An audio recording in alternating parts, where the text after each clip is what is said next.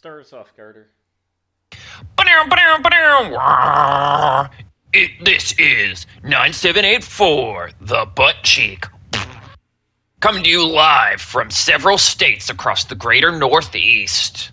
Oh, by Jove, my tea is falling into the river. And now, it's time for Carter and Kevin in the morning. Playoff edition. The horror. The horror. Live, live, live! But actually, it's Don't Sleep on Football. I'm Carter. And I'm Kevin in the morning.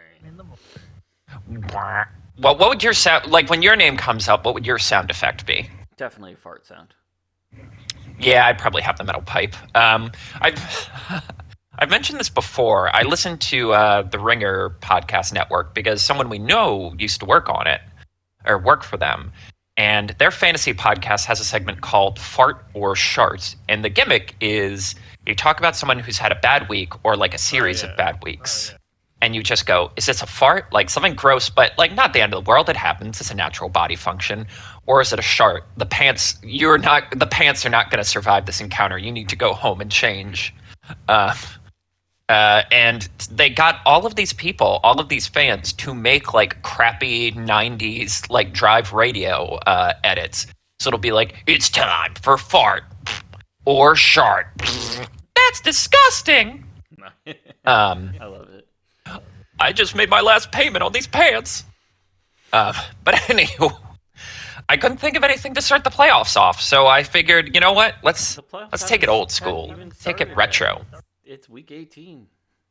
Week 18 is effectively the preseason for the playoffs. Let's be honest with ourselves here. All right, I'll support that. But yes, welcome everyone to Week 18, the final week of the season. Intercut with like several non-competitive games or games where basically all of the starters sat. We actually had a couple fun games that kind of did decide not only like legacies, but like very important playoff seeding. Yeah, it was like there was a couple of games here where it's just like, dude, what is going on here? Why is this a thing? I'm looking at you, Raiders, Chiefs, Cowboys, Giants, even Packers, Vikings. It really is like the three premium games. Like, because for this week, when they decide the schedule, they don't do Thursday games because that would be dangerous, and they don't do Monday games. It is Saturday, two games on Saturday, the precious 4 and 8 slots, and Sunday. And I will say the premium Saturday night and or Saturday and Sunday night game kind of did save this from being another like we need to get rid of week 18. It's insane that they're talking about adding another week because those games were actually consequential, actually interesting, even if like huge chunks of them were kind of like your basic three and out punt kind of football. It was very But from narrative, even. yeah, Like, yes, yeah, it wasn't like, for example, Bills Jets, Bills 35, Jets 8. yes, That was that would ruin the week with like these games that have legitimate consequences. If it was just like right. that, but no, they were very competitive. Everyone had the courtesy to like and even just like having as we talked about last week Saints Falcons be like the one really nationally televised 1 o'clock game, I really do think helped in terms of like, all right, at least there's something of consequence and something of note in just basically every slot, Yeah, even if it is a meaningless game where neither of these teams make the playoffs. But shall we dive in on that note? yeah. So to start off with the obvious highlight, at long last, after 2 weeks of basically these last 3 weeks of chasing the record, being about 1.5 sacks away, Myles Garrett is now the sole record holder for most sacks in a single season. In the fourth quarter, he absolutely just completely blows by like a classic Myles Garrett like stutter step. You're just quick. You move at a pace the other guy can't keep up with. And gets the sack. They end up winning the game 20-18 against the Cincinnati Bengals. You had an interesting note here on this one. Yeah. Would you like to explain kind of what happened after the record was broken? So after the record was broken, the Browns they all stormed to the field and they basically stopped the game in the middle of the fourth quarter to celebrate. Like they carried him off on his like on shoulders and stuff like that, which is like that's fine and dandy. But it wasn't like, oh, this is the last play of the game. He just snuck it Right. in there. It was like, no, you still had significant amount of time left. And I believe it was an interview with Jamar Chase at his locker where he's like, you don't see that happening. Like, he's like, if I say I got like a touchdown record or a reception record, if the if my team storms the field, there's going to be flags everywhere. And Right. yeah, that was just something I like kind of picked up on or and like saw like a lot of it just like yeah, like there's respect to Miles Garrett for what he did because it is a crazy accomplishment. Right. But the fact that they just kind of got away with celebrating, and I feel like that's part of it is this week 18. This game truly means nothing for both of these teams. Right. That is, I would say, that is the Which part where I is am the rolling my only eyes a little bit at the Bengals complaining. yeah, that's the only like caveat to like letting them get away with it of it is just week 18 bullshit. Right.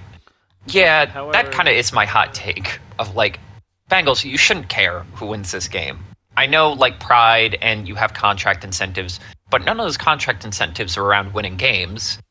And, like, you know, if be a playoff team if winning means that much to you. yeah. I don't know. I'm generally prickly about the Bengals right now because of all of, like, the woe is me from Joe Burrow and all of the hand-wringing. And, like, for all of their fluffing up about being, like, one of the marquee AFC teams, they haven't made the playoffs since they beat the Bills. Yeah. That was their last playoff been a season. minute. That was 3 years ago. But no, it's just I think I'm gonna respect the complaint though because it is true. Like, say this happened in week 17 Hmm. when there's still other consequences on the line. It's Right. like people are gonna be way more upset about it if it wasn't a week 18 thing. And, Right. I do if think. they like hypothetically. I don't know. Honestly, I don't know why. Like hypothetically, both other teams in their division that weren't in this game were very invested in like their own game. But it's like, let's say the matchup switch where it was like, all right, they're playing the Ravens, and they stopped in the middle of this when this team is win to get in. Mhm. Like, Yeah, it's interesting because I really do think they just needed to have a meeting beforehand to decide this. And, like, I know, Yeah. like, emotions kick in after a long football game, but it's weirdly similar to what happened when LeBron broke the scoring record, where, like, half the players kept trying to play, and then it's like, oh, I guess we're stopping. Okay. yeah, which is, I mean, it's first off like disrespectful to the other team, straight up. Hmm. And it's not like, and it's like, yeah, they're gonna be happy for this guy because they've played against him a bunch. He's a pretty like chill dude. Hmm. So and so it's like, all right, people like he's not Aaron Rodgers, who I feel like would have a lot less love. Hmm. But no, it's just very, it's like a crazy concept.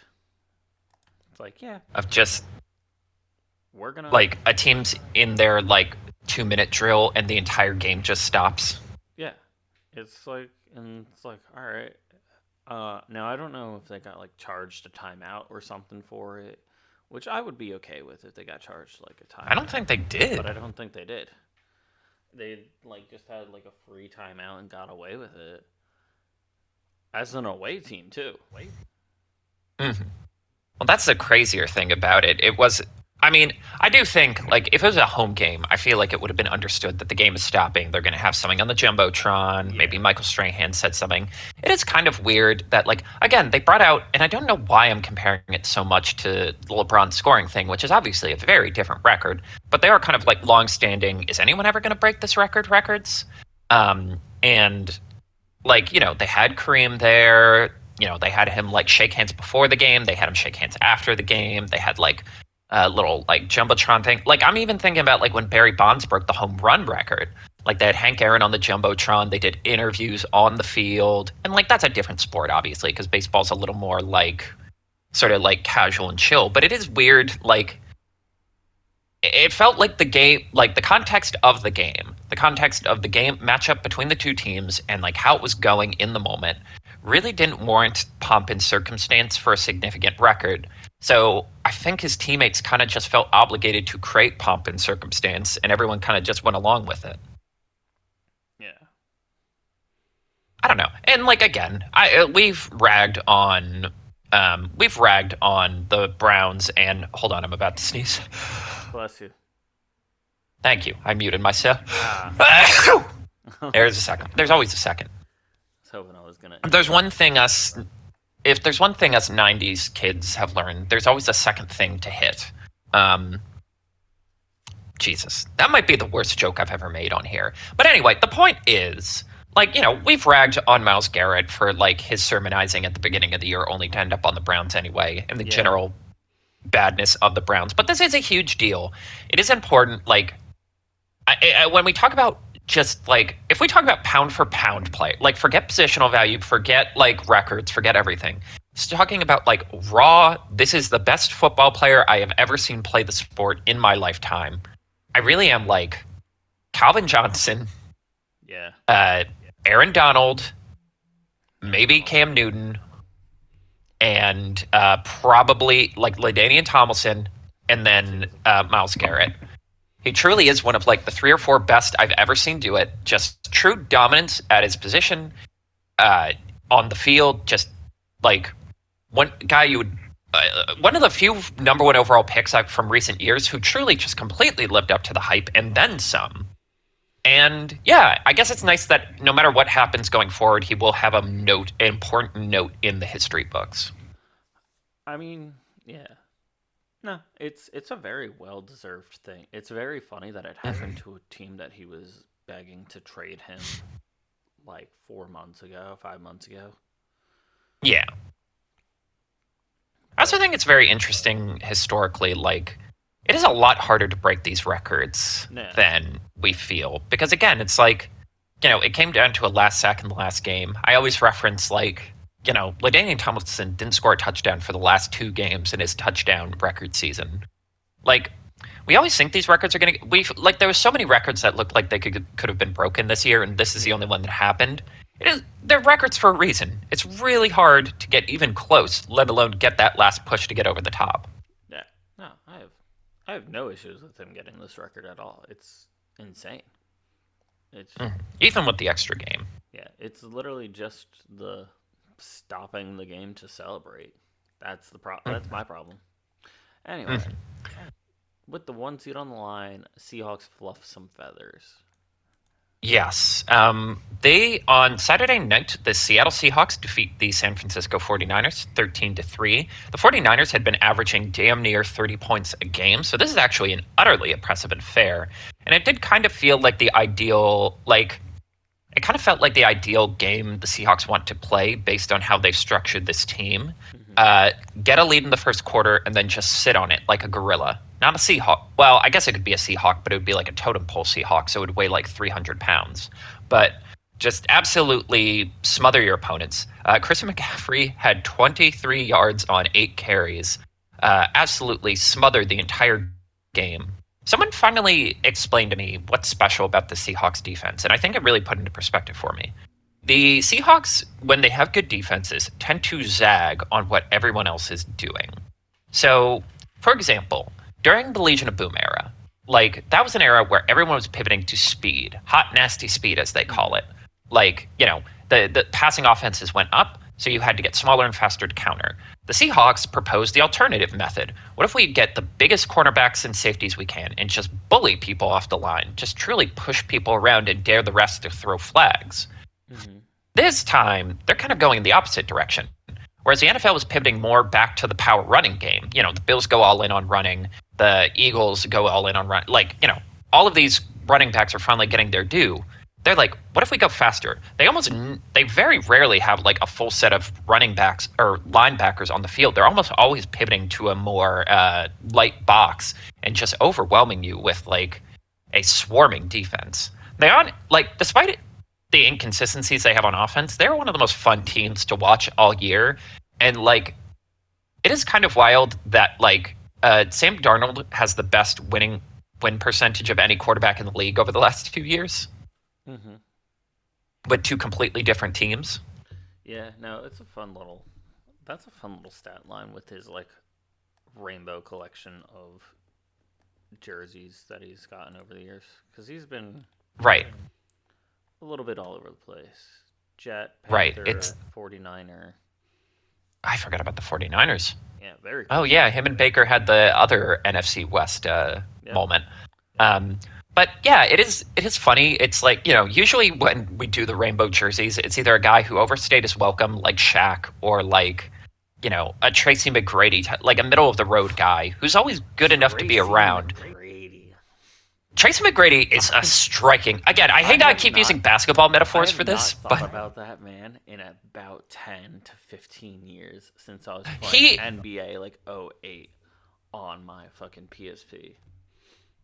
yeah, it's wild because Tracy McGrady, I'm pretty sure he was the number one overall pick in his draft. He was another one of those guys who was like one of the first of his era to like skip college and go straight to high school. If I'm remember, yeah, he played in high school, was the ninth overall pick to the Toronto Raptors.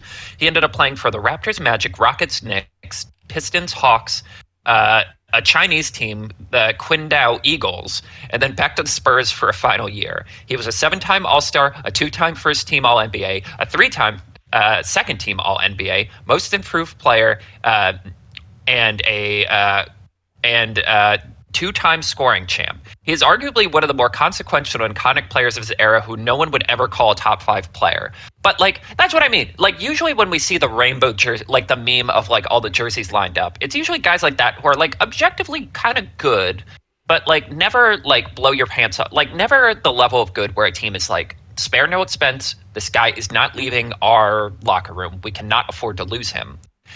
It's really rare to see a version of that where it's like Sam Darnold statistically was one of like the worst quarterbacks in the NFL when he was on the Jets. It was an unmitigated disaster, not just in terms of statistics, but in terms of the memification of it, of like the out indefinitely mononucleosis graphic, the Hmm. seeing ghosts thing, the fact that his literal first pass was on a Monday night football game that was an interception returned for a touchdown.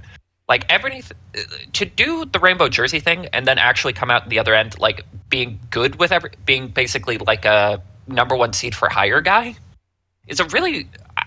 I'm trying to think if there's ever been a situation like this. Maybe like Jake the Snake back in like the 70s when he like changed teams and like actually was really good for the Raiders. Jake the That's Jen. Snake That Roberts. Kurt Warner maybe like because he had that weird stint post Rams where he was like just going wherever would anyone would take him, and then he went to the Super Bowl with the Cardinals. Like, there's not a lot of precedent for this. Yeah. No. But yeah, honestly, in terms of my like ranking, which teams I think could go to the Super Bowl, I think I would say Seahawks are like one or two for me because the difference between this and the Minnesota Vikings team is the Vikings were so built on their passing game. They kind of needed Darnold not to have a whoopsie doodle. I got sacked 5 times and threw 2 picks game. Whereas now this team is like kind of inoculated itself from that in terms of like they can kick a field goal. They can hit 60-yard field goals. They have a decent enough running game, and the defense is just a step better than that Vikings defense was. Hmm. So like they can survive a 13 point like they can score 13 points and win. The Vikings couldn't do that last year. Yeah. So I am interested to see if this time it turns out a little different. No, I'm curious. I mean, with this quality of team, it's gonna be very interesting to see who they go up against because Mm. they have first round bye, right? Mhm. Yeah, so it'll come down to how the next round So it could does. be um, if everybody seeding is a factor. I think there's only two teams that it technically can't be, and it is Bears and Eagles for their first playoff game. But everybody Oh, else is a possible factor. Yeah, because it's higher seed versus low seed and then middle seeds. And there has to be at least four seeds going through. And if it's all the highest right, right. scoring ones, then it's going to be them versus Panthers. Right. Right. What's interesting? The NFL reseat.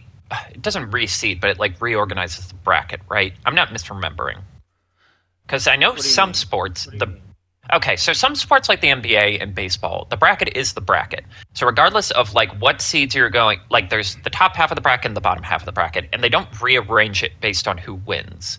So like Oh, for okay. example, if Yeah. you're the one seed and you beat the eighth seed, you don't NFL. immediately then go against the worst seed that's still available. You go against like the Who? fourth or whatever seed is on that top Yes, like half. March Madness style. Yeah. No. Yes, exactly. NFL. That's the easier way to describe it. I Yeah. think the NFL reorganizes NFL. it. I'm not NFL hallucinating, reorganizes. right? Correct. Okay. They reorganize. Right. So So it becomes literally mathematically impossible for them to play certain teams. yeah. Okay. Yep. Um, That's exactly how it is. So for like on the opposite side of the world, um, the Broncos will not be able to face. Oh God, who's it? The Patriots or or Jaguars. mhm. Regardless, like if everyone wins, those two teams are guaranteed to not face the Broncos next week. Mhm. Anyway, the NFC South ends up as God intended, an In a absolute hilarious fashion. clusterfuck, a absolute clown show. You know how? So the final standings. Here are the final standings for the NFC South, just for posterity, just for history's sake. I'm pulling it up now. Sorry, give me 1 second. Uh, the final standings, basically, so Saturday night, first game, the Buccaneers win 16-14. So they have the inside track as long as the As New long as Orleans it Saints goes beat the to Atlanta Falcons. then it goes to the Un- Saints. Unfortunately, at 1 o'clock, the Atlanta Falcons defeated the New Orleans Saints 19-17, meaning that despite losing, despite being 8-9, the Carolina Panthers are in the playoffs for the first time in a decade. The final standings for this conference are Carolina Panthers 8-9, the Tampa Bay Buccaneers 8-9, the Atlanta Falcons 8-9. The Atlanta Falcons have been eliminated since November, And they and they have still not have lost since mathematically. that They have happened. not lost since. They are on a 4-game winning streak and technically kind of have a tiebreaker for the second seed in the division. A stupid, stupid, stupid conference. And I'm going to be honest, it wouldn't have been that hard to get New Orleans up to 8-9 as well. There are very much two games they probably could have pulled out of their hats. Like they had a close game against the Cardinals, a close game against the 49ers. They Close game honestly against the played the Bills Dolphins. pretty well, as well as the Patriots. There were several games they probably should have won. They should have beaten the Dolphins. We could have literally had a perfectly balanced division, but unfortunately, we came up just short. That would have been hilarious if that happened. Absolute mid. The kind of perfect chemical balance that wizards spend decades in their towers working on. But it's interesting because it's like, should anyone feel like if here's it really is the matter of perspective and like expectations, right? Because like if the Buccaneers, like if the Saints beat the Buccaneers and like the Buccaneers went to the playoffs, I wouldn't feel good about that because I'm like, you guys were a Super Bowl favorite for a huge chunk of this year. You had all the momentum, you had like hotshot rookies and young guys, and you kind of limped your fallen way into the hard. finish line. Full on Lightning McQueen hobbling to the finish line, sticking his tongue out to get a tiebreaker. Um, the Carolina Panthers, I'm also like, you guys blew a couple big win and you're in scenarios, and you literally lost to get into the playoffs. Yeah. But you also haven't been to the playoffs since Cam Newton was your quarterback. And also, like, this is your best season in a decade. So objectively, I have to be happy. Like, we have to be excited about this. Mm-hmm. Yeah, no, I'm excited for it because I feel like Tampa Bay going forward, based off of how they've just kind of clearly fallen apart, Mm-hmm. and we're no longer that huge juggernaut from the beginning of the season. It's just like, yeah, like you guys, you would have been against the Rams, and that you would have had a round one exit, like almost guaranteed.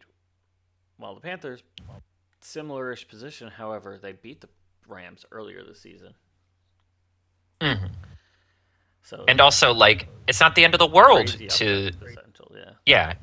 it's not the end of the world to lose in the first round because like you weren't even expected to make the playoffs. Yeah. No, the Panthers are living off of this like high of we we have nowhere else to go but up. And that's all they have to like they can really worry about. It's just like, all right, what what are we going to be upset about? How it was like last season or the season before? No, we're gonna be going to the playoffs. It's like we got a postseason game. I'm sorry, what? We got a postseason home game. I'm sorry, what?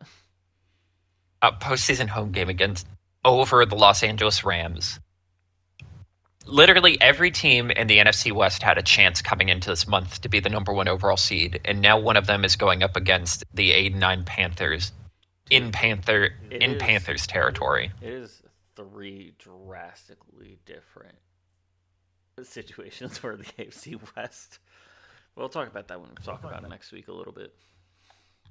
Yeah, it's so funny. It's And like if there was ever a year that was going to push them to redo how they do the division home playoff thing, it would probably be this year. But then again, a 7-9 Seahawks team hosted the better ranked New Orleans Saints and beat them. That yeah. was the Beast Quake game, if you remember.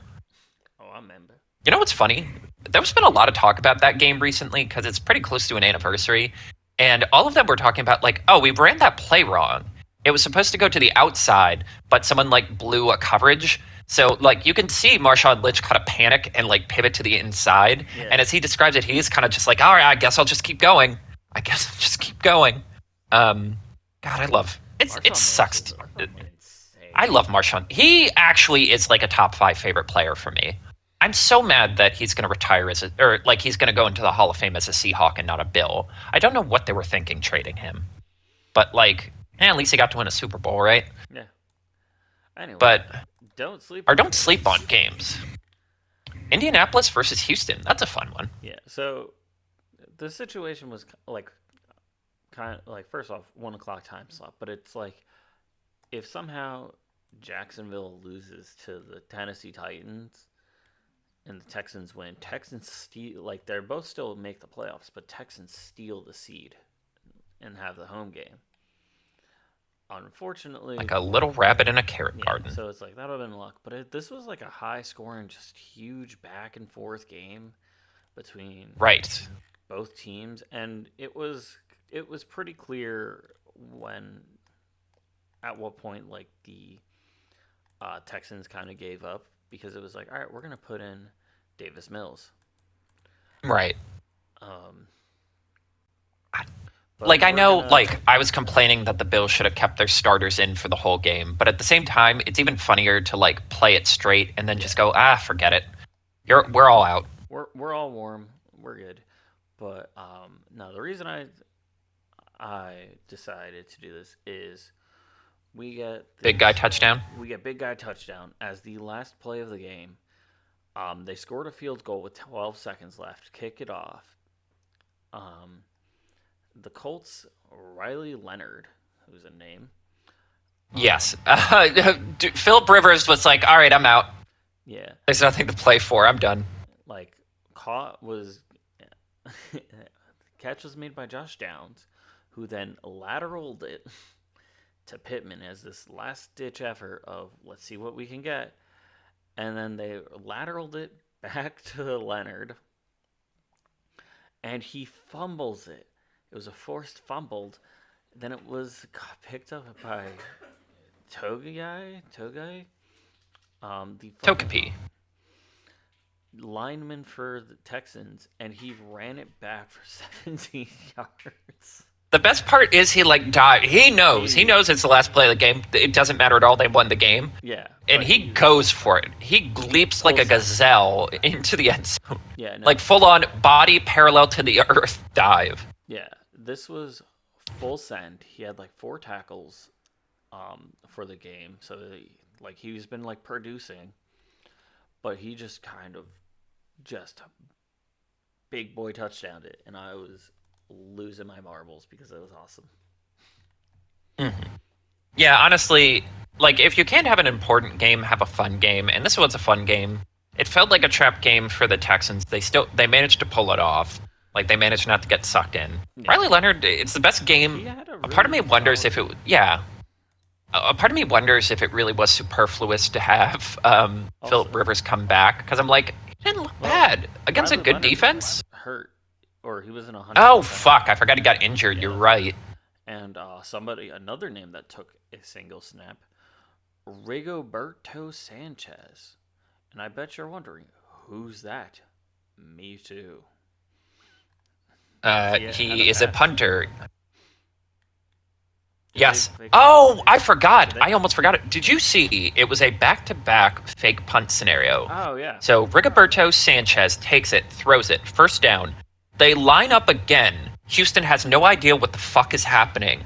And they end up having too many men on the field. And the Colts get an extra 5 yards by just saying, fuck it. What if we just keep the punt team on the field? Yeah, no, they broke the Texans for a hot second. Admittedly, I'd also be like, what the fuck is happening? Yeah, Who runs hurry up with their punt unit? they do in a last ditch effort, which I support. I think it was fun. Right, a last attempt to redeem the. I don't know. I guess like it's tough to. The Colts are in such a tough place because it's like They they don't really did need to look be. good. Yeah, they looked good. I think they just got screwed over by the amount of injuries that piled up very quickly. Um, and yeah, I think there's still a lot of there should be a lot of faith for this team continuing. There has to be hope, right? Yeah, It's just so stunning that after that Berlin game against the where Jonathan Taylor called game on like a 80-yard touchdown run. It started with the Chiefs overtime loss. Loss.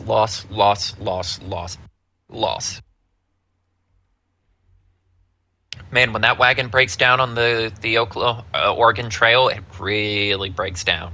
yeah, Oh and well, yours. I picked. Yeah, I know we avoid Homer picks, but I did Philadelphia and Washington, and just the larger point of why the fuck did no one want the second seed in the NFC? It basically like a couple different teams had the opportunity to get it. The Bears, who like kind of underperformed against the Lions, but to be fair, the Lions are better than their record suggests, and it like felt like it was a predictable like.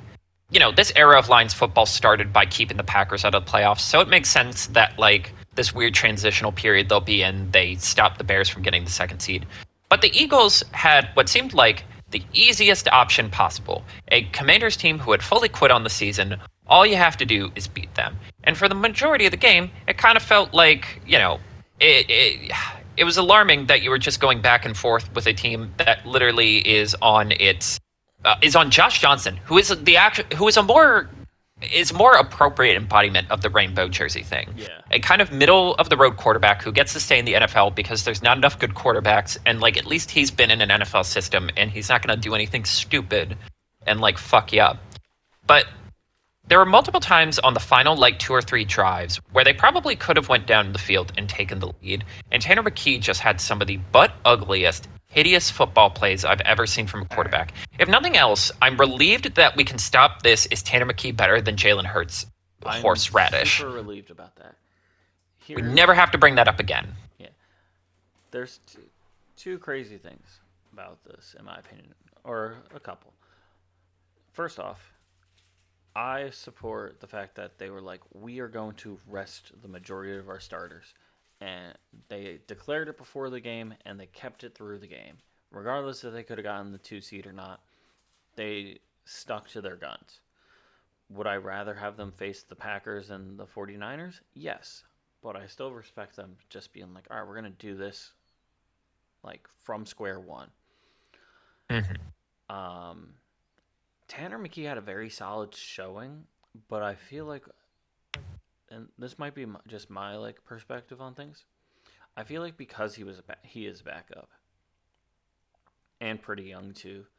He was just showing that he can follow what the coaches designed and told him to do. Like he can like Mhm. listen to the coaches because there's a couple plays where it's like this dude had full reign to just run like 4 extra steps and he's got like over a first down and he just stopped at like 9 out of 10 yards. Hmm. And it was just like, and it's like he can clearly see the full open field enough that it's like, yeah, you can easily make it at least 4 steps and get like 11 instead of 9 yards. But then he slid in, and it's like that's one of those things where I'm like, this is weird, and not like a, haha, he's doing something silly weird. It's just like, do you have, are you super blind, or like why stop? Hmm. And then also the Eagles just stopped. Like Tank Bigsby was performing as the starting running back in that game. Nobody can deny He that. actually, I'll say he looked good. I am kind of like, with how kind of just okay Barkley was this year, Mm-hmm. which is to be expected. It happens to guys who run for 2,000 yards. The next season tends to be a little wear and tear. Yeah, But like, I'm actually shocked he hasn't gotten more carries during the year. but um, yeah, that was kind of crazy. But he did good, and he, like, they just stopped handing him the ball in the fourth quarter when it's just like, all right, they scored. We're just gonna fuck around. It's like at least you could give him the ball, and backup Mhm. defense kind of held their own. Right. It's actually kind of stunning that like yeah, the defense actually looked good. Again, this game was ripe for the taking. There was Basically also for the entire four pass interferences, and the Eagles had 123 in penalty yards.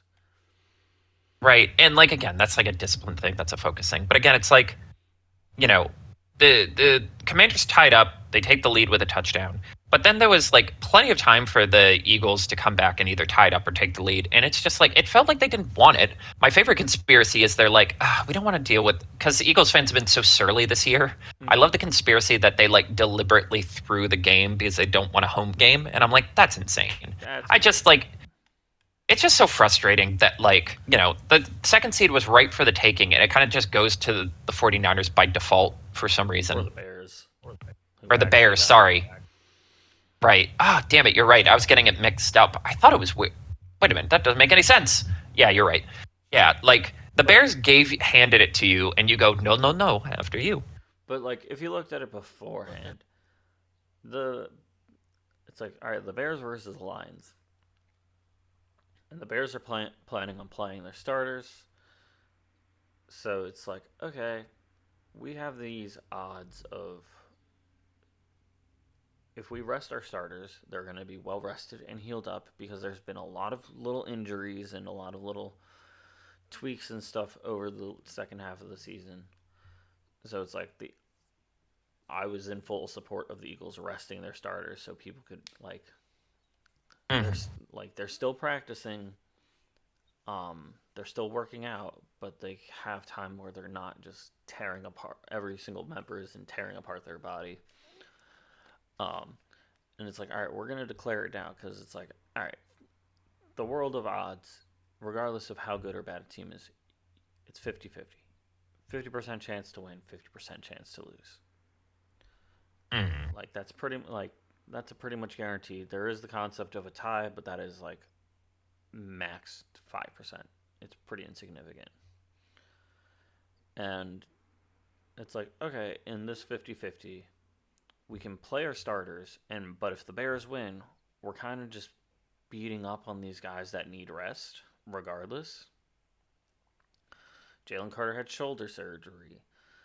Landon, Jurgens, Lane have all had like these different amounts of back and leg injuries.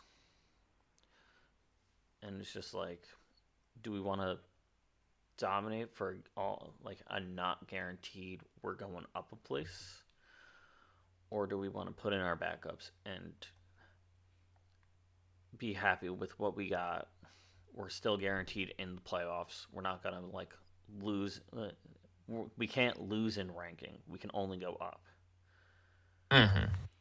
And it was the safer option in my opinion, and I still support it. I I thought they should have.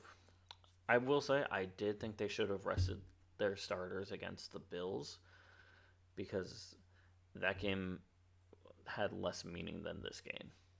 It wasn't a home game. It wasn't a Kelly Green game. Right. It wasn't It's the a filth flex of to it. go to the It's playoffs.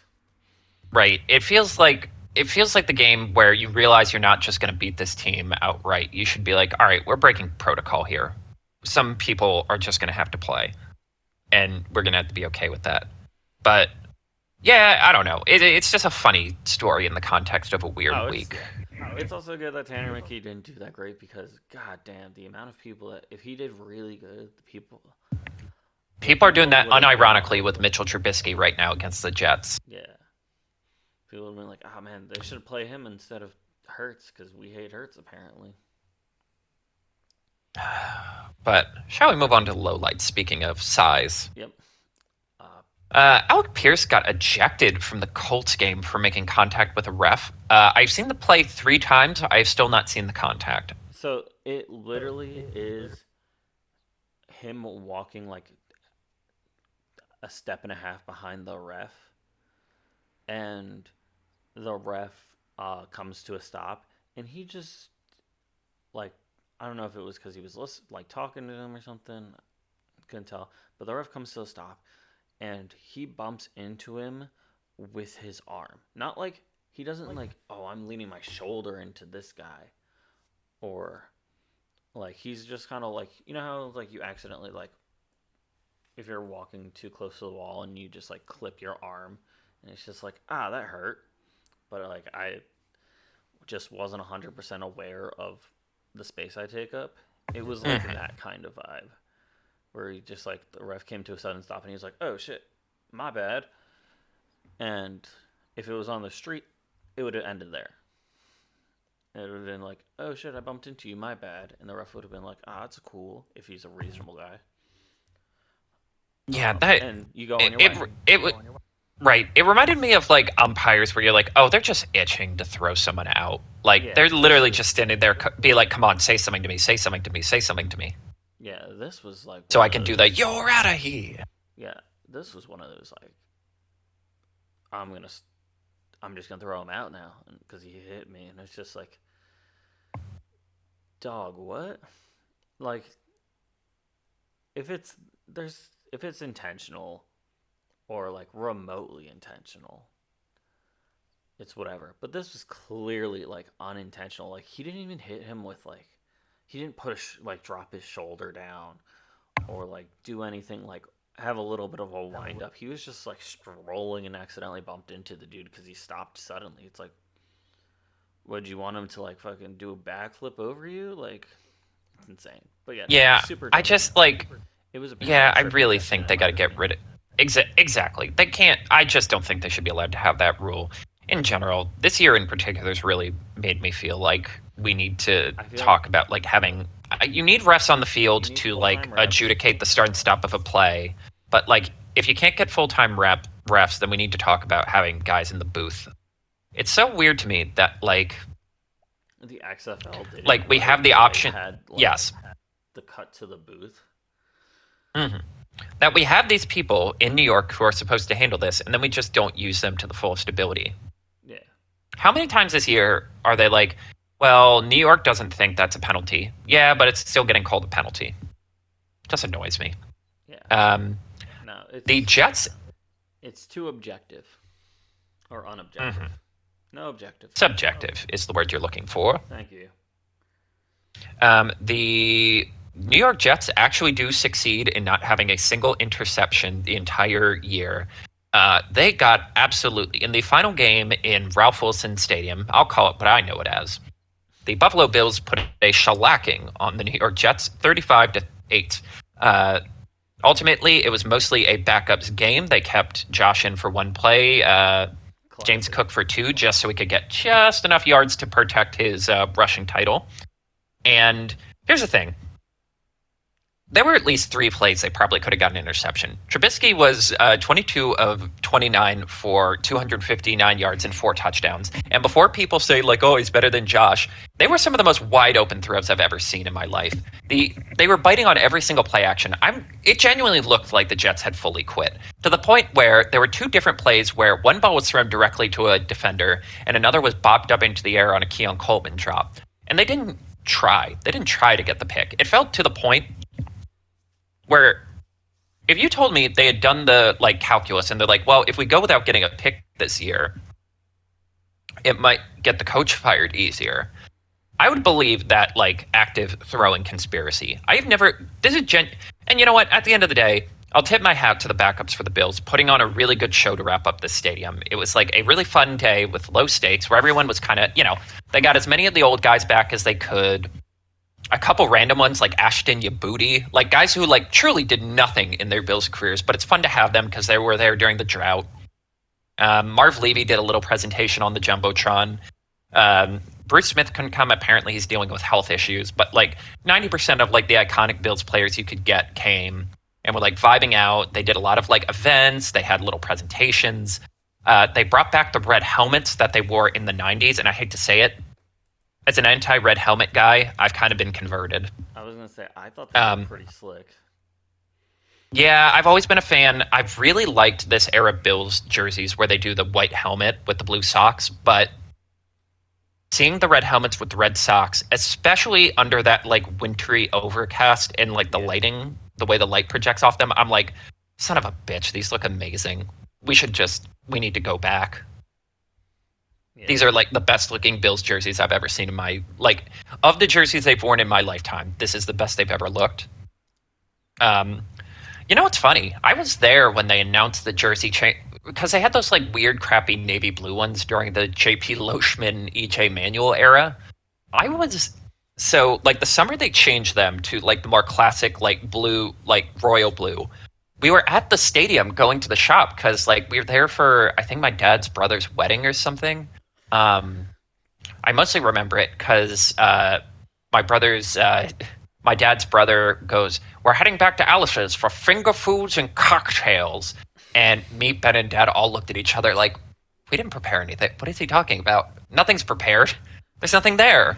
Yeah.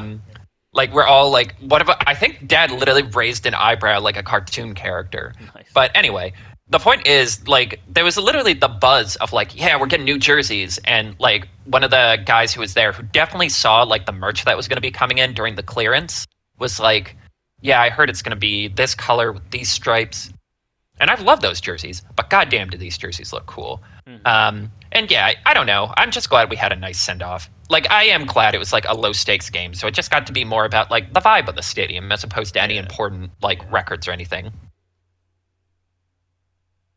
But yeah, they need to just make the Reds the regular helmets. Yeah, no. I don't know like what contractual obligations they are to not change their uniforms, but...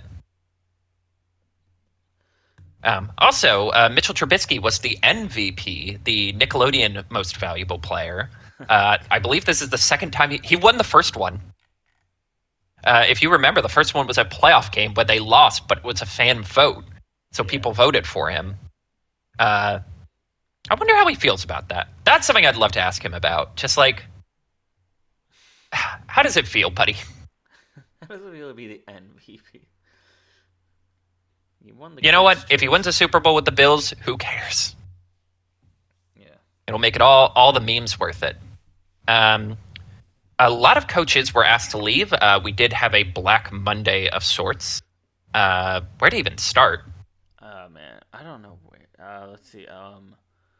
Gannon got fired on his birthday. Hilarious. I'm genuinely... that felt like people were a little surprised, but I'm like, after he hit a player, it was just inevitable. I think that was the like deciding point, in my opinion, where it was just like he was doing bad, but it's also like kind of Bears last year, where they're in this crazy tough division. Mm-hmm. But like, so it's like I feel like there was a little bit of a forgiveness loan there, and I feel like he never really had his version of the team. I feel like he was. Right. He was still cleaning up with like this Kyler Murray, Terry McLaurin. What? Not Terry McLaurin. Trey McBride. I don't know why I mixed them up, like their names up. Not that similar. I just can't handle it apparently, but yeah, you're right. Like you could really make an argument. Yeah. His shot to be like, this is my version of the team. Yeah. But yeah, it's the player hit that it's just like, yep, nope, that cross. Yeah. you're crossed one by all line too accounts, many. yeah.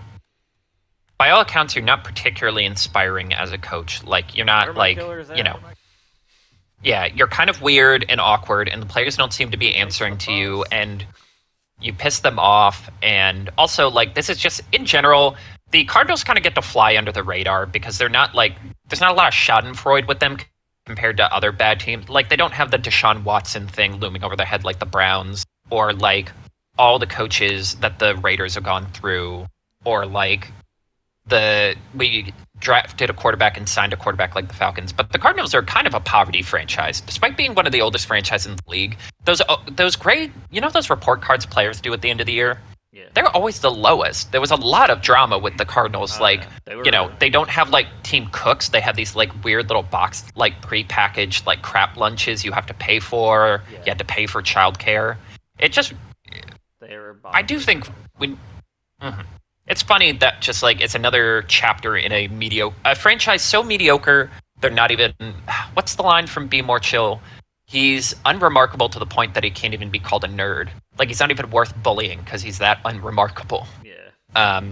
But yes, so they're looking to clean house. The Browns finally fired Kevin Stefanski, which on one hand, it's interesting because a lot of people have talked about him being a high coaching candidate. He's, know what's wild? The last AFC team to win a wild card game, the last wild card team to win an AFC game was the Browns in 2020 when he had COVID and couldn't go to the stadium.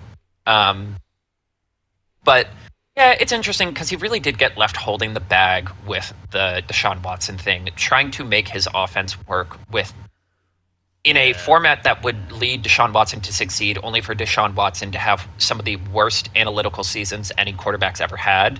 But at some point, it's also like, it just becomes time. It becomes time for him to look for something better, and it becomes time to just kind of like have a cultural purge. Because it's like, yeah, you got handed a crappy bag, but you didn't do anything with the bag.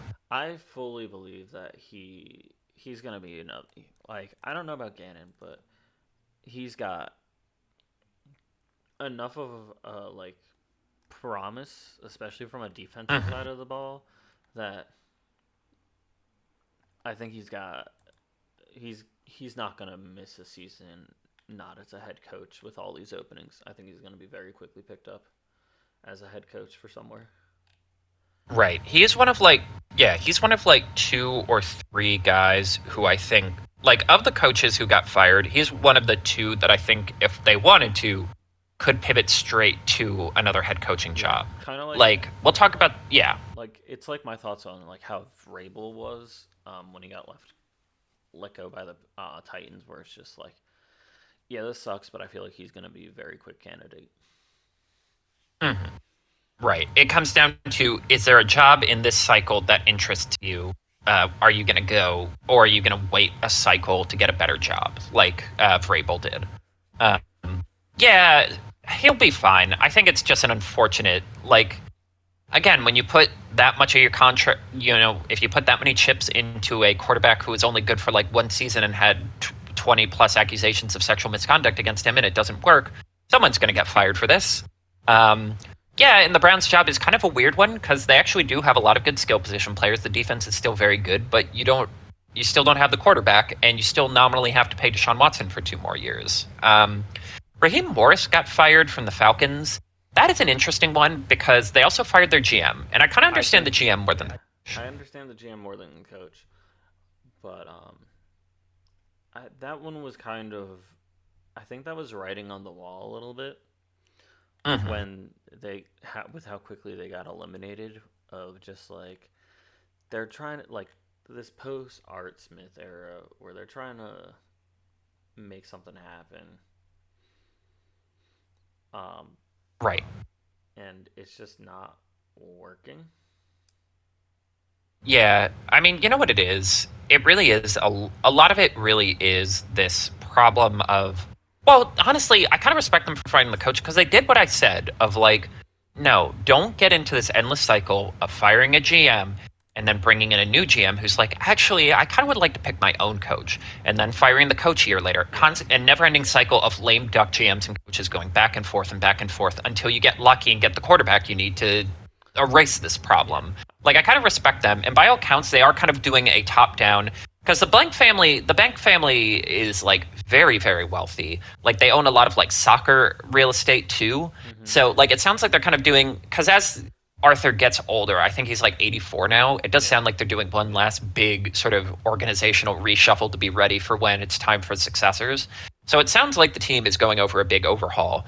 And like as frustrating as the Falcons are, it isn't a complete lost cause. The problem is just you have a I lot think of money and resources invested in quarterback, and you still don't have a quarterback. yeah, I think this is one of those situations where them losing both, like they could get away with not losing both their head coach and GM, but I think it was one of those like you should lose both as opposed to just one, like you said, because Hmm. they can now find a GM they want to work with and blank slate like start with some coach that works with this GM's image. Right. Yeah. For me, it is just the easiest thing of like, you know what? If well, it's like what we talked about with the Raiders so much. It's like you get so pieces on pieces on pieces, and you keep trying to fix it with one piece, and at some point, it's like, no, let's just start from scratch. Like, Hmm. well, the new team will sit down, figure out which parts of this we're going to keep, which parts we're going to trade away, or like go in free agency to open up cap space, and we'll go from there.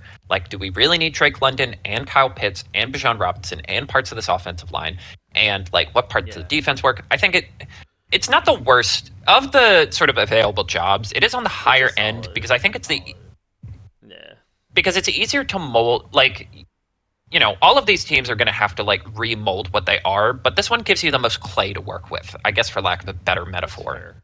Yeah, Um, no, I think this is because it is so strong yet so weak.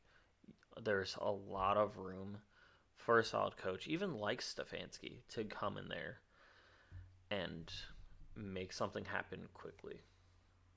Another opening that you kind of mentioned, the Vegas. Raiders. Pete Carroll's gone. Yeah. Man, I that one shocks me a little. It shocks me. It would shock me a lot more if the Raiders didn't have the first overall pick. Right. But It's on what right.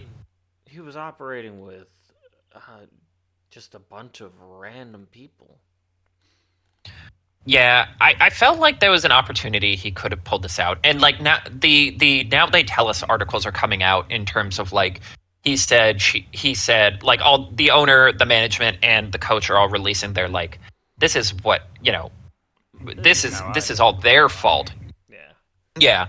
And like, there's a lot of Pete Carroll stuff that he didn't really want Chip Kelly, but at the same time it's like you were utterly non. You were you like weren't the even. pitch for bringing in Pete Carroll was like he's the grown up in the room who will rally the guy, Yeah, like all time vibes guy, all time like turn a franchise around quickly guy, build a culture quickly guy, and you are basically a not just a free win because there's plenty of games that feel like free wins in the NFL, but like it was a this is the stat padding game. This is a game where we're yeah, expected to get 40 points kind of game, and you just couldn't do it. Like you couldn't fix that. You couldn't do anything to overturn that. yeah. And at some And point, someone's got to pay for that, even if you're still paying the last three coaches you fired. yeah, and it's also like the fact of his like he also had nothing to work with. They didn't really have a great draft. They Hmm. didn't have a good team going into his starting season. It's just like, yeah, no, you're giving this man nothing, but he's also providing nothing. So Right. He doesn't know what to do with the pieces that are there. They never really figured out what to do with Brock Bowers. Myers is still there. They had to get rid of Jacoby Myers. Um, yeah, Mayers is still there, and they had to get rid of Jacoby Myers. The quarterback play, you just never were able to turn around the quarterback play from Geno Smith. And you drafted Ashton Genty with a bad offensive line, and were never really able to get him going, even though like the eye test says he should be doing a lot better yeah, than he actually was. And like, yeah, it kind of just it's one of those principled things of like, yeah, you just have to fire him. Like you cannot run this back. yeah. I think Like at some point it really just becomes a statement of principle of like this is an unacceptable result. We need to clean house. I think this is by far the least desirable of all the openings. Like I by agree. far, where it's just like it's kind of like At least with the Saints and O'Connell, um, it's like there was this understanding of you were coming into this dumpster fire team that you kind of made less of a dumpster fire, but we're still crazy in debt. We still have some things, but it's like we're gonna work together. And they kind of he earned enough to keep his job. Right. Pete Carroll didn't. It's a shame because I also like Pete Carroll, but looking at this list of openings, I don't really see him. I don't see anyone driving to get him. I think it would be funny if he goes to the Giants. I think that would be the funniest option in my opinion, just because. But like, I don't I don't see him like a good spot for him available. Yeah, this actually might have been a. I like to think he has one more go in him, but then again, I thought about that for Bill Belichick, and I'm like, maybe, maybe the red flag should have been bringing in like all of your sons to handle the offensive infrastructure. Like, I don't know. It's just a bummer. It's a bummer on multiple levels because we've been wish casting the Raiders to be better than they are. I'm a big Genty guy. Like, I'm I a think Carroll kind of secretly got rope a big doped. Raiders guy. Yeah, you're inexplicably like you've been praying for their ascension for years. You're the I opposite of a don't know hater. why. But like I would say the opposite of a hater is but fan. But like you're technically not a fan of them. You're a Not fan really of a the fan. Eagles. Like No. it's like an acolyte where you just believe in them. Yeah, like number one overall is the Eagles. NFC, it's the Eagles. And then it's like AFC because I fully believe if you have a second favorite team, it has to be the other conference. Um, and my second favorite team, Mhm. Texans. Big CJ Stroud guy. There's years of these recordings that can back that shit up. Yes, we have it on public record. It all started with Lovey Smith Um, energy.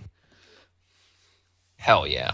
Um, Oh Mike man, McDaniel ended Lovey up Smith well. come back. Oh God, would he want to, or is he Yeah, I blackballed think for the shit he pulled? I don't think he will. But anyway, Yeah, I think he might be good. But Mike McDaniel was also fired. Interestingly enough, they I'm sent out a very statement saying surprised by they were this. like fine with him, like they were ready to move forward and pick a GM. It sounds like they want a GM from the Chargers front office, and it kind of sounds like the GM was like, "Well, I would really like to have a say on who the coach is." And Yeah, it's like, "Yep, all right, you're gone." yeah. I think that's the bigger case for him because I thought it was a bit at first when I saw you guys talking about it, and then I was legit surprised. Um, I think He had genuinely gone from the most likely to be fired to like, he actually rallied at the end and showed that like maybe with another quarterback he can turn this thing around. yeah, I think he's gonna be one of those he's gonna be on that Stefanski list of short term candidates. Um, Hmm. Right. yeah. I So think for me the only question I have with him is like, and people have talked about this, he's more of a run game guy. Like he develops really good he, run schemes. yeah, But is his pass game bad because is this short, I quick passing game he created a necessity of Tua, or is that really what he thinks can work? Because that's the question that I think Hinchit decides whether or not he'll be a good offensive coordinator. yeah, I think he would be a good offense coordinator, or like he could be a short term, not head coach. But I think he would, yeah, kind of going into a team I think he would fit in the Baltimore Ravens. Yes, which leads us to the last firing. The Baltimore Ravens We end also up didn't talk. losing. I mean, we talked about David Hmm. Hill and whoever the coach is Yeah, I with the figured we Titans covered them earlier. already. Yeah, so Uh, yes, John Harbaugh ends up being let go by the Ravens after a 24-26 loss to the Pittsburgh Steelers. It was a missed field classic goal. AFC North like rock fight for 90% of this game. It really was. The Ravens scored a touchdown on their opening drive. Derrick Henry's looking good. He's moving downfield, and you're like, this is going to be like 10-3, 13-10, like a nothing of a game. And then the fourth quarter happens, and the final four full drives were touchdown, touchdown, touchdown, touchdown. Uh, a 50-yard touchdown to Zay Flowers, a 2-yard touchdown run, end around by Kenneth Gainwell. How far was that last touchdown? 64 to Zay Flowers. Yeah. Then another 26-yard touchdown. Chris Boswell misses the extra point. It's blocked. So all the Ravens have to do is march the ball downfield once and kick a game-winning field goal.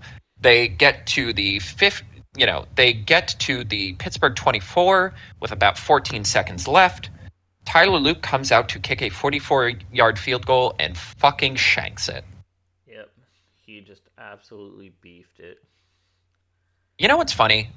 I kind of feel like both coaches should be fired after this performance. I'm 100% of the memes and stuff that the loser of this game was getting fired. Either one of them could have gotten fired. Both of them probably should have been fired. I think this is definitely one of those games that is just like oof. But right, because Lamar put on some incredible plays. He broke multiple sacks. He kind of looked like himself again. But at the same time, I have never seen so many wide open players on both sides of the field where I'm like, I thought both of these coaches were supposed to be defensive guys, and yet we're just having wide open guys streaking down fields. So why, Steelers, are you covering Zay Flowers with a linebacker on one of these long distance touchdowns? Truly both teams just forgot to play defense at the end. And unfortunately for Harbaugh, this is kind of emblematic of his career of having, this year was obviously a lot rockier than other years, but having on paper some of the best teams in the league and always losing games in the most heartbreaking, bewildering, confusing fashion. Zay Flowers gets a ball punched out against the Chiefs. Lamar Jackson throws a pick six against the Bills.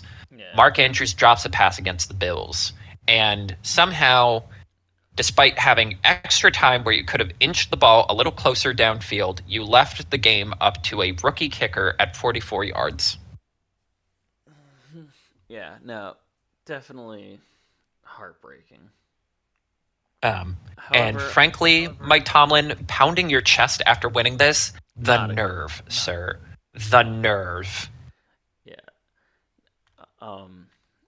I think, but I'm not worried about. I'm more worried about Tomlin than I am for Harbaugh, because I think Harbaugh, honestly, quick pickup team. Titans. Yes, he kind of instantly becomes that would be the smartest one in terms of building a culture quickly, getting an identity. Because again, the problem with that team is they keep alternating between GM and coach. Yeah. Get a guy who knows how to coach. They got a solid rookie quarterback, 2 solid rookie receivers, some sprinklings of a solid defense, and having somebody who's been a long stay on solid on the Ravens, let alone just good teams in general. I feel like that is the very quick pickup. And no, that's probably not the most desirable job for him, but also in my opinion, it kind of is. Mm-hmm. I could see McDaniels going to. I can see him going to the Ravens, actually. Oh, that would be him. See, that's the thing. I don't know what his passing chops truly are. He's never had a great quarterback, but I do know he made an incredible running offense. Yeah. And if you put those and Lamar Jackson, I'm that could be deep. That could be they're kind of the most aura farming backfield in the history of the sport with the black visors and the purple jerseys in the dark. It just looks so cool. I'm also add an elaborate. I'm only curious if they do end up firing their offensive coordinator to make that more of a thing. I think Harbaugh is probably going to end up on the Dolphins because their owner Ross is a huge donor to Michigan. He didn't try and get the other Harbaugh brother when he got fired from the 49ers because he's I don't want to keep him from going to Michigan. And I'm do you just keep it in the family? Do you keep it in house? Yeah, I'm very curious. And what's scary is I actually do think the Steelers are going to end up winning a playoff game here, in spite of all the crap we've said about them this year. Yeah. Nah, I don't think the Steelers are going to win a playoff game. They're up against. We'll the Texans talk defense. about it. Yes. Well, all right. To that end, notable notes. Classic. Of the teams who didn't make the postseason. Yeah, this Yep. is a Kevin This classic. is the classic Week 18 question of who didn't make the playoffs would make the best Super Bowl. Ooh, Or sorry, I mean, most competitive. Most competitive is the word, not the best. okay. Let me look at who didn't make the playoffs first. See, my gut would just immediately say Ravens, Tampa Bay, but both of them just really They underperformed really fell expectations. apart. Yeah. Uh, I would say what's scary is I almost want to say that for Kansas City too, because like at times Kansas City did look like the best team in the league this year. Mm-hmm. Ooh, All right. okay. Hear me out. I think I got mine. Mhm. Colts Lions. At full strength, yeah, that's a Full good one. strength both Damn. games. Yeah, I can get behind that one. And I'm gonna say Dallas, Kansas City. I think at full strength. Oh wait, we saw that game already though. You know what? Dallas, Baltimore. I think that would have been a fun matchup. Full strength, both teams playing up to expectations. I think that could have been cool. Good stuff. All right. It is next week time. Also, technically notable notes, but it's pretty clear now. We have more or less addressed it multiple times. Buccaneers eliminated, Panthers clinched, Steelers clinched, Ravens eliminated. Ravens eliminated, the last of the bunch. Yeah. All right. So, all games are big games because they all have so time slots. Um, and it is because it's playoffs. So the full playoff picture is we have, as previously mentioned, Seahawks and Broncos are on their byes, so they get a nice little rest week. And the matchup in orders: Saturday, Rams Panthers. Saturday night, Packers Bears. Sunday, we got Bills Jags at 1, Niners Eagles at 4:30, Chargers Patriots at 8:15. Monday night, Texans Steelers. Now, because it is playoffs and they're all worth watching, we are officially done with the don't sleep on games for the season. It is now the one game to watch because, like, if there is, it's the same. It's a similar concept, but not the same. Of like, don't sleep on is like you're gonna watch it, and it's going to be an enjoyable football game. This is, you have time to only watch one football game. What game it would be? And I went with Chargers Patriots. I call it the fraud watch game because I feel like both teams are in due to like sketchier ways, if that makes sense. For example, like the strength of schedule for the Patriots kind of really gave them a leg up. I'm not saying they're bad, but it gave them a leg up. And against the Chargers, where they have not played this season, but the Chargers haven't had any crazy aggressive wins. Right. I think they're similar teams on different sides of the coin of like the Patriots feel like they haven't really been meaningfully tested despite their record and despite the pomp and circumstance, whereas the Chargers have, and they're beaten to absolute hell. I believe they're on their 6th left tackle of the year. Yeah. And yet they keep winning. Truly, it is the Porco Rosso meme of him just face completely unidentifiable from bruising after a big punch him up fight, holding up his hand in victory as they keep winning. I do think this, if there's going to be a surprise upset this week, I think this would be the one, because I could just see the Chargers, through sheer attrition, just grinding this game out to like a 13-10 conclusion. Yeah. My game would be the Chicago Bears at the Green Bay Packers, the third matchup of the year of these teams. It is so funny. The football gods heard us complaining about the fact that there haven't been any good Bears-Packers games for the last 2 decades, and kind of gave us 2 of the best they've had ever, with a third on the way. There's actually a weird amount of tension between these two teams, not just as a rivalry, but it really does seem like Ben Johnson hates Matt LaFleur. He keeps making quips about it. He keeps making jabs in the press. at LaFleur's expense. He even said, like, well, one of my favorite things is beating Matt LaFleur twice, and he's got to win this one to fully achieve that. I think it's interesting, a team who's kind of performing over expectations versus a team kind of underperformed on expectations. Another one of those games where if you told me the team that won this got to the conference title game, I would completely believe that. Yeah. No, I agree. I think this is going to be. I mean, game number 3 for like same division teams in the first round of the playoffs. I feel like is simultaneously like a staple, but not. Mm-hmm. Um, how did these two fare against each other this season? Uh, they're 1-1, so it is a tiebreaker. For all the bragging rights of to be the king of the North. Yeah, I'm kind of excited because I feel like based off of last week, what we saw from the Bears and kind of like this weird Packers that we've got going on, we could get a 7 seed upset from the Packers again. So That they are they're one of 2 teams to have ever pulled that off. they're like the only team to ever pull it off. Shit, you're right. So I think that's very fun. Which game do you think is the least worth it of this match? Like this bunch of 6 games.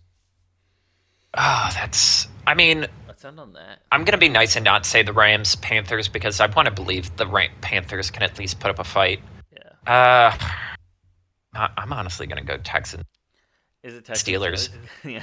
Yeah. Like, I know they were bragging they finally got out of the 4:30 Saturday spot, and I'm like, that's yeah, but that's only because the Panthers are in the playoffs. That's not a badge of honor in this case. Yeah, no. Like, that's exactly cool, you didn't get hit by the mortar, but that's only because your friend got hit right in the face and exploded. Yeah, where it's just like, I feel like those two teams are on 2 drastically different levels, especially Pittsburgh's offense versus the Texans' defense. I love the Texans' defense. Will Anderson. The only thing holding me Rodgers is going to be nuts. The only thing holding me back is I'm just like, I need Houston's offense to be better than this. I have to believe they're better than this. Because they are on a heater, though. Yes, but even then, I'm still like, it just feels like they've still been carried by that defense. And I'm just like, and I'm at some point in the playoffs, I need a little more from you there. So, like, they typically hover around 3 scores. However, they did get 40 against the Cardinals. They got 36 against the Jaguars on this winning streak. Mm-hmm. But they also, it's the matter of they're able to hold, like, 38 against the Colts last week. But it's a matter of being able to hold their opponents down. I would say the average score of their opponents is hovering around 20, give or take. A little bit more on the under. I'm so curious how this one's going to turn out. It's a weird one to have on Monday too. Yeah, but I mean, there's a couple other games that I was be like, oh yeah, it should be probably like Packers Bears or Bills Jaguars opposed to the set right. Spot. But what do I know? Just the best damn scheduler this side of the Mississippi. Put it all on the line for your scheduling, kid. Shall I send them home for the playoffs? Yeah, it's playoff time, Carter. Folks, we are in the doldrums of winter. Once we get past the major holidays, you start to miss the sight of green in the trees and the green of the grass and the warmth in the air. You sort of just sit there and wait for the spring to arrive. But every late January and into February, suddenly things get hot again. The heat of expectations, the heat of careers and legacies on the line. The heat of knowing that starting on Monday, you have 7 days until your team's destiny is written in stone. Folks, it's playoff time.